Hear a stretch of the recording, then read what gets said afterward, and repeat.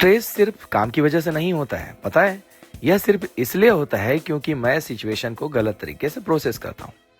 आज मैं don Joseph गोवे की किताब द एंड ऑफ स्ट्रेस में गहराई से जा रहा हूँ, और ट्रस्ट मी, यह वैसा नहीं है जैसा आप सोचते हैं। हम स्ट्रेस के पीछे के असली रीजन को समझेंगे, और इससे भी इम्पोर्टेंट, इसे हमेशा के लिए कैसे कम करें, इसके बारे में हम समझेंगे।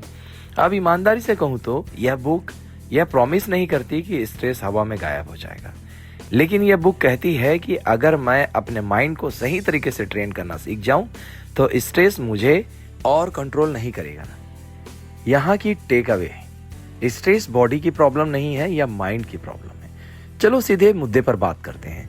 बुक का पहला और ईमानदारी से सबसे इंपॉर्टेंट आइडिया यही है, स्ट्रेस सिचुएशन की वजह से नहीं होता, यह सिचुएशन पर मेरी रिएक्शन की वजह से होता है। देखो, दो लोग एक ही चैलेंज फेस करते हैं, एक शांत रहता है जबकि दूसरा एंजाइटी में चला जाता है। डिफरेंस यह सब उसके थॉट पैटर्न में है।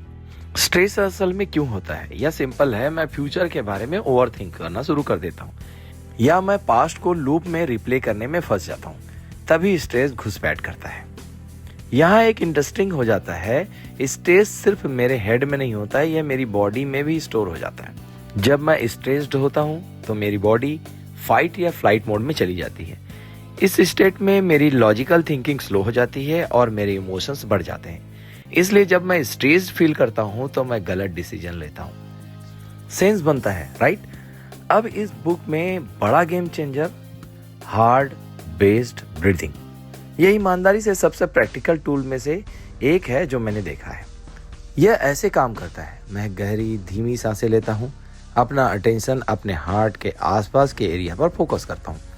यह सिंपल एक्ट मेरी बॉडी को एक मैसेज भेजता है कि सब कुछ असल में ठीक है। इसका रिजल्ट क्या है? मेरा नर्वस सिस्टम चिल हो जाता है, मेरा माइंड क्लियर हो जाता है और स्ट्रेस बस नेचुरली कम हो जाता है। लेकिन रुकिए, और भी बहुत कुछ है। ऑथर मुझे निगेटिव इमोशंस को अपने माइंड से जबरदस्ती निकालने की कोशिश करने के खिलाफ चेतावनी देता है। इसके बजाय उन्हें बस ऑब्जर्व करना है और फिर कॉन्शियसली एक पॉजिटिव फीलिंग चुननी है, शायद ग्रेटिट्यूड, कामनेस, या बस एक एक्सेप्टेंस। जिस पल मेरा इमोशन शिफ्ट होता है, स्ट्रेस की पकड़ धीरे धीरे ढीली होने लग जाती है। अब मुश्किल सच के लिए बुक से एक कड़वा सच, मुझे स्ट्रेस की लत लग जाती है। मेरा माइंड ड्रामा, टेंशन और ओवरथिंकिंग का आदी हो जाता है। तो जब मैं साइकिल को तोड़ने की कोशिश करता हूं तो शुरुआत में यह अनकंफर्टेबल लगता है, लेकिन यह नॉर्मल है।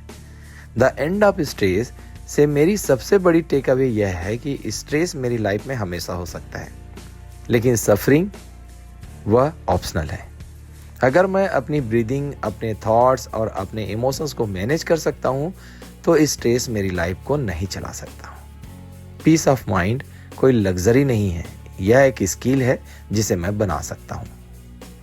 अगर आप अपनी लाइफ में स्ट्रेस कम करने के लिए तैयार हैं तो कमेंट में लिखें काम। और अगर आपको साइकोलॉजी और मेंटल पीस पर और वीडियो चाहते हैं तो इस चैनल को सब्सक्राइब जरूर करने हैं।